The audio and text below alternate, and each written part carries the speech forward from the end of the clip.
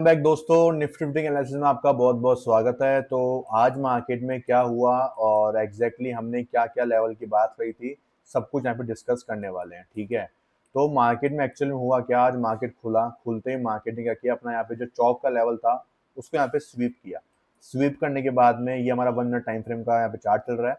तो मार्केट नीचे आया, पुल बैक लेके ऊपर गया, यहाँ पे इंड्यूसमेंट क्रिएट किया और देन उसके बाद में यहाँ पे क्या किया, मार्केट ने इस लेवल से यहाँ पे क्या कर दी, रिकवरी मार दी। ठीक है, ये लेवल कौन सा था, ये लेवल जो था हमारा गैप अप, जो गैप डाउन के बीच में जो गैप था उसका 50% का एरिया था। वहां तक मार्केट रिट्रेस मारता है, उसके बाद में ऊपर की तरफ मूव कर देता है। ठीक है, यहाँ पे हमने जो एक रिवर्सल का ट्रेड प्लान किया था इस कैंडल से। ठीक है, अब ये लेवल इतना इंपॉर्टेंट क्यों था और मैंने इस लेवल से रिवर्सल का प्लान क्यों किया, इसके कुछ इंपॉर्टेंट रीजंस थे। ठीक है, तो पहला रीजन ये था कि यहाँ पे मार्केट ने अपना चौक का लेवल यहाँ पे स्वीप किया था। देन उसके बाद में चौक कंफर्म करके यहाँ पे इंड्यूसमेंट क्रिएट किया। इंड्यूसमेंट के बाद में यहाँ पे हमारा क्या था, डिसीजनल ऑर्डर ब्लॉक था।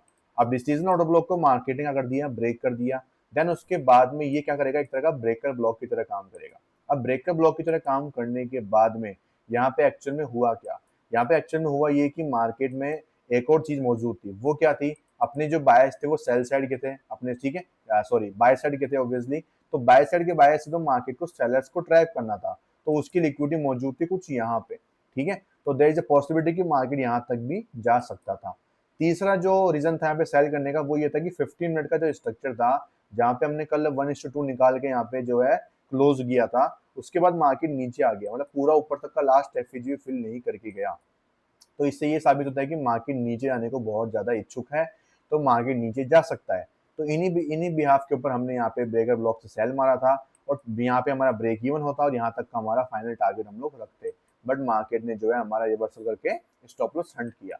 उसके बाद में आप लोग देखोगे मार्केट में इतनी ज्यादा जो कैंडल्स थी उन सब में विक्स विक्स मौजूद थे। ये यहाँ पे हो क्या रहा है, यहाँ पे लिक्विडिटी बिल्डअप हो रही है। जैसे कि आप यहाँ पे देखोगे ना, यहाँ पे क्या हुआ था, लिक्विडिटी बिल्डअप हुआ था, क्योंकि मार्केट में विक्स बहुत ज्यादा दिन है। यहाँ पे आप लोग देख पा रहे हैं प्रॉपर तरीके से मोमेंटम कुछ खास नहीं था, गैप अप खुला, सारा लिक्विडिटी यहाँ पे हंट हो गया।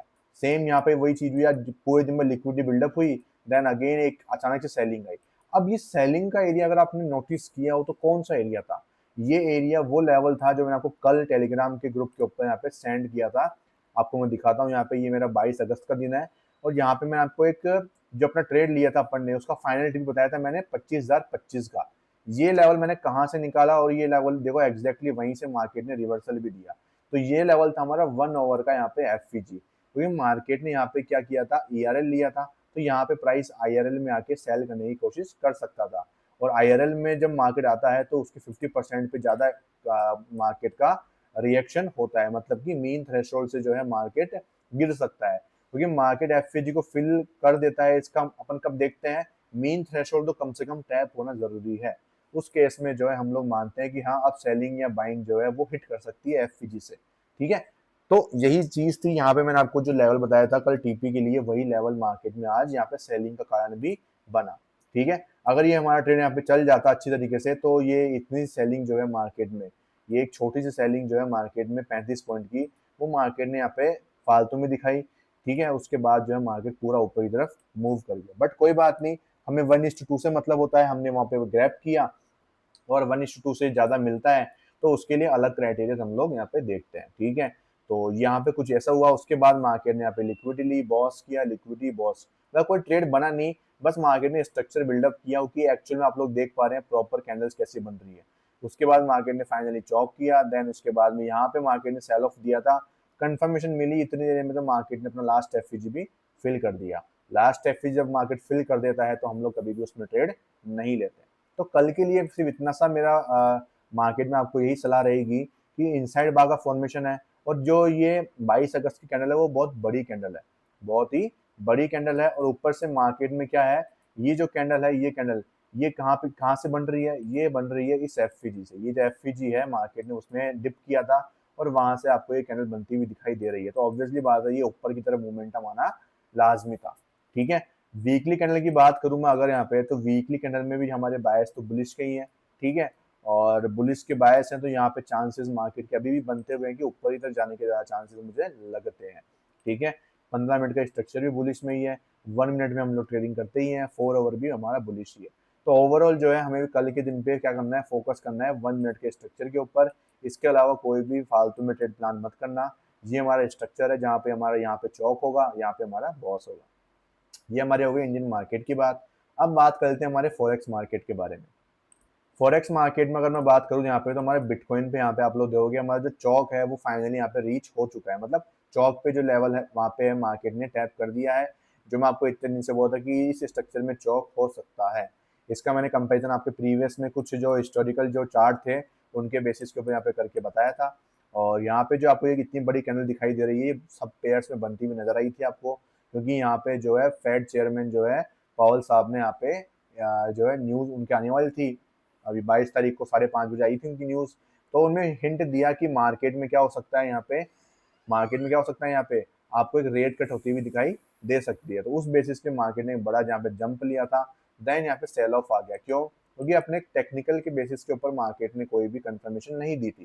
ठीक है, ध्यान रखना, न्यूज के बेसिस के ऊपर मार्केट एक बार मूव कर सकता है, लेकिन टेक्निकल बेसिस के ऊपर मार्केट अपने लेवल्स को कंप्लीट करने जरूर आता है। इस चीज का सभी लोग दिमाग में गांठ बांध के रख लेना। मैं इसका आपको एग्जांपल अभी दूंगा, आपको समझ में आएगा, वहां पे देखना प्रॉपर तरीके से। तो फिलहाल के लिए बिटकॉइन में करना क्या है, चौक स्वीप होगा, देन उसके बाद में कंफर्मेशन के साथ में बाय करेंगे हम लोग। यूएसडी सीएडी की बात करो तो यहाँ पे मार्केट ने अपना जो है बॉस किया था 4 ओवर का, इंड्यूसमेंट किया है और डीओबी प्राइस आ चुकी है। डीओबी में आने के बाद में हमें 15 मिनट के ऊपर कंफर्मेशन लेना है। तो फिलहाल मैं इस लिक्विडिटी का वेट कर रहा हूँ।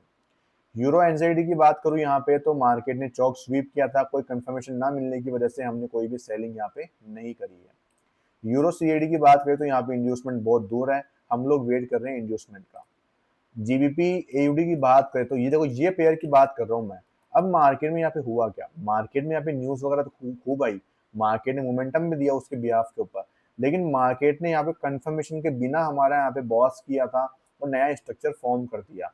लेकिन इसकी लिक्विडिटी लेना पेंडिंग था मार्केट के लिए। मैं आपको यहाँ से ही बोल रहा था कि इसकी लिक्विडिटी हंट हो सकती है। अगर मार्केट इंड्यूसमेंट करेगा तो यहाँ पे ये जितने भी अपने ये डीओबी और ईओबी है वो रेस्पेक्ट नहीं करेंगे, उनके चांसेस बहुत रेयर होंगे। क्यों? क्योंकि यहाँ पे मार्केट जब ऊपर गया था तो कोई कंफर्मेशन देके नहीं गया था और इसकी लिक्विडिटी हंट होना जरूरी था, और मार्केट ने फाइनली वो लिक्विडिटी हंट कर दी है। यहाँ पे हुआ क्या है, यहाँ पे अपना ये जो लेवल है, अब हमें इसमें क्या करना है, क्या प्रीवियस स्ट्रक्चर को देखना है, करंट को देखना है? करंट को देखना है ऑलवेज के लिए। तो ये हमारा चौक का लेवल था। अब यहाँ पे चौक स्वीप हो रहा है, 15 मिनट पे जाना है, कंफर्मेशन का वेट करना है। एमएसएस तो हो चुका है, इंड्यूसमेंट का वेट करना है। इंड्यूसमेंट लगता नहीं है फॉर्म करेगा, एक और पुल बैक बनाएगा या क्लोजिंग करेगा, जो भी मार्केट के ऊपर डिपेंडेंट है, हम लोग क्या करेंगे, वेट करेंगे, ऑब्वियसली बात है। एनजेडी यूएसडी की बात करें तो यहाँ पे देखोगे इंड्यूसमेंट हो चुका है और डीओबीओ और इंड्यूसमेंट के बीच में प्राइस चल रही है, तो हमें 15 मिनट के ऊपर कंफर्मेशन चाहिए। अब मैंने आपको बताया था कि जब भी आप एक बढ़िया मार्केट स्ट्रक्चर शिफ्ट देखते हैं जहाँ पे एक high probability market structure shift होता है, तो उस केस में आपको देखना है कि या तो वो जो पुल बैक बन रहा है वो कोई ऑर्डर ब्लॉक से या एफवीजी ऑर्डर ब्लॉक से बन रहा हो। ठीक है, उससे क्या होता है कि जिस अपोजिट साइड में एमएसएस होगा वहां पे स्टॉप लॉस हंट हुए होंगे। यहाँ पे देखो लोग बाग बाय कर रहे हैं। अब ऑब्वियसली बात है, अगर मार्केट नीचे आके अपना अपना एमएसएस करेगा तो उनके स्टॉप लॉस कहाँ रखे होंगे, यहाँ पे या यहाँ पे रखे हुए होंगे। जैसे वो हंट होंगे अपना एमएसएस भी हो जाएगा और अपना जो है मार्केट स्ट्रक्चर शिफ्ट भी हो जाएगा। अब उसके पीछे लॉजिक क्या रहा कि जितने बायर्स की लिक्विडिटी वो अपन ने खा ली है, तो उससे जो एमएसएस है वो बहुत स्ट्रांग हो जाएगा और उसके वर्क करने के चांसेस भी बहुत ज्यादा होंगे। अगर पीछे कोई लेवल नहीं है, कोई एफईजी वगैरह नहीं है, तो वहां पे देयर इज अ पॉसिबिलिटी कि वो ट्रैप हो जाए एक तरह का, वहां पे वो वर्क करता हुआ नजर ना आए आपको। समझ रहे हो? तो इसलिए जो है परफेक्ट एमएसएस के लिए कोई ऑर्डर ब्लॉक या कोई एफईजी, कोई ब्रेकर ब्लॉक, कोई बीपीआर, जैसे यहाँ पे देखो बीपीआर भी है, बहुत कुछ है, वो आपको जो है सीखने को मिलती है। ठीक है, तो यहाँ पे आपको देखने को मिला कि हमने समझ गया, हमने यहाँ पे समझ लिया कि मार्केट में यहाँ पे क्या होगा, जब एमएसएस यहाँ पे हो जाएगा तो हमें कंफर्मेशन मिल जाएगी, डिस्प्लेसमेंट हमें चाहिए ही चाहिए। लेट्स सी मार्केट में होता क्या है। ठीक है, ये बाकी पेयर्स में आपको एनालिसिस इसलिए नहीं करूंगा कि यहाँ के लेवल्स बहुत दूर दूर है, अभी तो आपको इनमें मतलब नहीं है करने से। अभी ये 6 पेयर्स में आपको फोकस करना है जो कि लेवल्स पे आ चुके हैं, और यहाँ पे मार्केट अपने लेवल्स पे आ चुका है, तो हमें यहाँ पे कंफर्मेशन के साथ में एंट्री करनी है। ठीक है, आई होप आपको सबको यहाँ पे समझ में आ चुका होगा कि कैसे मार्केट यहाँ पे वर्क करता है, कैसे लिक्विडिटी जो है काम में आती है। ठीक है, अगर आपको यहाँ पे मुझसे सीखना है तो आप लोग मुझे जो है इस नंबर पे कांटेक्ट कर सकते हैं। अब कुछ लोग बोलते हैं मुझे कि सर आपकी फीस बहुत ज़्यादा है, तो देखो मैं आपको बताना चाहूँगा कि स्टॉक मार्केट में जो आपको 15,000 रुपये 16,000 रुपये ज़्यादा लग रहे हैं। ठीक है, अगर आप एमबीए या कोई सीए या कुछ भी आप एमबीबीएस करते हो तो 5-5, 10-10 लाख रुपए आप एक साल के पे कर देते हो यार, ठीक है। और हम जो आपको चीज सिखा रहे हैं वो हमारी जो 5-5, 7-7 सालों की मेहनत है, 3 सालों की मेहनत है, किसी की 2 साल की मेहनत है, ठीक है। उनकी बैक टेस्टिंग है, इतना कुछ उन्होंने सीखा है। उसके बाद वो आपको सिर्फ आपसे 5-10 हज़ार मांग रहे हैं, तो वो ज्यादा मांग रहे हैं क्या आपसे? मेरे अकॉर्डिंग ज्यादा नहीं हो सकते यार, क्योंकि उनकी तो मेहनत है ना। कोई टीचर, कोई ऑब्वियसली बात है, कोई टीचर स्कूल में पढ़ाता है तो वो भी कम से कम 10-15 हज़ार की महीने की सैलरी मांगता है ना वो स्कूल वालों से। क्यों? क्योंकि उसने कोई 5 साल की पढ़ाई करी है तब जाके वो मांग रहे हैं ना वहां जाके। तो उसमें जो है बच्चे पे करते हैं। क्यों करते हैं? क्योंकि उनको उससे रिजल्ट मिलेगा। और ऑब्वियसली बात है, कोई डॉक्टर बनता है तो कोई बिना कोई सीखे तो डॉक्टर बन नहीं सकता। तो वैसे बिना सीखे आप ट्रेडर नहीं बन सकते। अगर आप सोचते हो कि मैं भाई, इसमें इसमें क्या चीज होती है स्टॉक मार्केट में, डीमेट अकाउंट खोला, ट्रेडिंग शुरू कर दी पैसा डाल के, वो चीज आप कर सकते हो, लेकिन उससे प्रॉफिटेबल बनना वो नहीं कर सकते। पैसा कमाने के लिए सब लोग बैठे हैं, लेकिन कमाने के लिए हर कोई नहीं बैठा, सबको पता है यहाँ पे।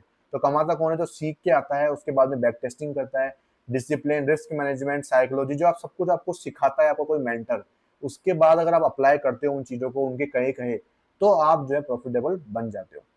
लेकिन आप सोचो कि यार मैं तो पे नहीं करूँ, मैं तो बिना पे करे ही यहाँ पे जो है सीखूंगा करूंगा, तो ऑब्वियसली बात है फिर आपको उसके लिए मार्केट को चुकाना पड़ेगा। मैं नहीं लूंगा, मेंटर नहीं लेगा आपसे, तो मार्केट लेगा आपसे। अब मार्केट को आप कितना दोगे वो आपके ऊपर है। और उसके बाद आपकी साइकोलॉजी खराब होगी, वो तो होगी जो होगी, कॉन्फिडेंस डाउन होगा वो भी होगा।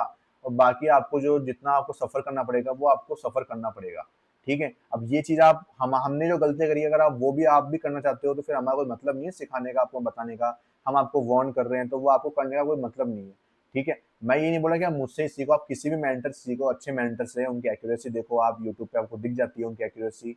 वो ट्रेड देते हैं 1-2 दिन पहले, एनालिसिस शेयर करते हैं अपनी, उनके रिजल्ट क्या आ रहे हैं। आप मेरे चेक कर सकते हो यूट्यूब पे जाके, मेरे आज तक का 1 साल का डाटा उठा के देख लो आप मेरे यूट्यूब पे, आपको रिजल्ट दिख जाएंगे, आपको मेरी एक्यूरेसी समझ में आ जाएगी। फॉरेक्स में देख लो, इंडियन मार्केट में देख लो, क्रिप्टो में देख लो, सब जगह देख लो, ठीक है। आपको सब जगह एक्यूरेसी मिलेगी मेरी। और उसके बाद आप अपना डिसाइडेड जो रिजल्ट है वो आप लेना, और उसके बाद आप अपनी जो है पैसे को लगाने की कोशिश करना, ठीक है। तो अगर किसी को मुझसे सीखना है तो मुझे इस नंबर पर कॉन्टैक्ट कर सकता है। आई होप सबको वीडियो में कुछ नॉलेज मिली होगी, कुछ समझ में आया होगा। और जहाँ पे जो एमएसएस का पॉइंट है मैंने आपको फिर से कंफर्म कर दिया, ओके। आई होप सबको यहाँ पे समझ में आया होगा। वीडियो को लाइक कर देना, चैनल को सब्सक्राइब कर देना दोस्तों।